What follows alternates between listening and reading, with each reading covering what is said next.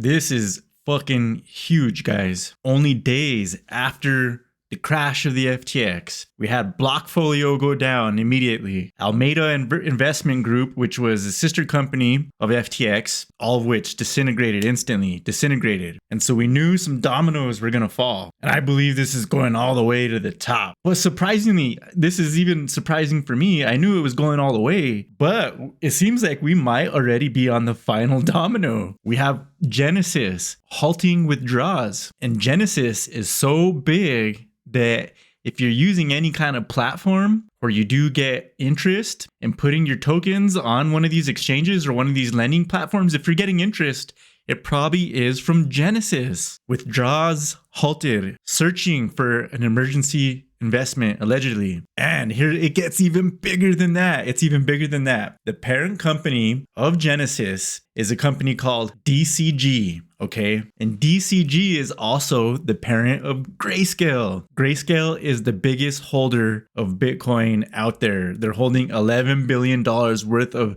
Bitcoin. Do you know what Grayscale is? Grayscale was supposed to be how Bitcoin goes super mainstream. Grayscale has its trust listed on all the regular stock exchanges. It's how people were able to expose their 401k money to Bitcoin without actually holding it. So what Grayscale did is it took pools of Bitcoin and it backed it's basically like an ETF, exposure to the price, and they listed it on all these mainstream platforms like Fidelity, where people can take their 401k and start passively investing it in Bitcoin. And now also Grayscale in big trouble. We have Peter Schiff tweeting about Grayscale trading at a 47% discount to the price of Bitcoin. It was supposed to track the price of Bitcoin. It's trading at a 47% discount to Bitcoin. What does that mean? That means the people in the mainstream, they don't like Bitcoin. It's already completely out of favor. The hardcore people, well, they're going to be hardcore to the end. But if Bitcoin was supposed to go mainstream,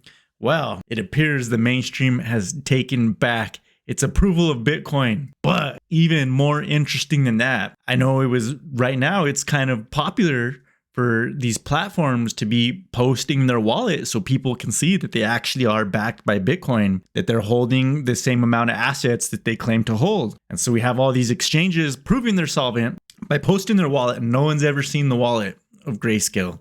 So we don't really know that it's there. And also with the sister company of Grayscale, Genesis, the biggest lender in crypto, halting withdrawals. We have one user here on Twitter. Consider this. If Grayscale were to liquidate, 635k Bitcoin would be bang, hitting the market. You know what that'll do to the price? Also 3.1 million ETH. Remember, if a company is over leveraged and they're liquidated, you as a customer get exactly dick. You get nothing. And to further complicate things, who knows how this is actually regulated? They managed to get themselves listed on these mainstream exchanges, but there's not real regulation. Like who knows? My suspicion is that we're going to look back at this as the unraveling, and this will be the biggest fraud in the history of finance, of all history. And this is going to hit the general economy big. So this is it. This is the Great Reset. You're watching it in real time. And who'd have thought crypto is the epicenter of the next crash? Get your hands on real assets. You could still buy silver. It's still out there. You're paying a big premium, but you can still have it. You might still be able to withdraw your funds from these exchanges. Please at least move your crypto to a cold wallet. This is crazy. It's happening quick. There's only days left.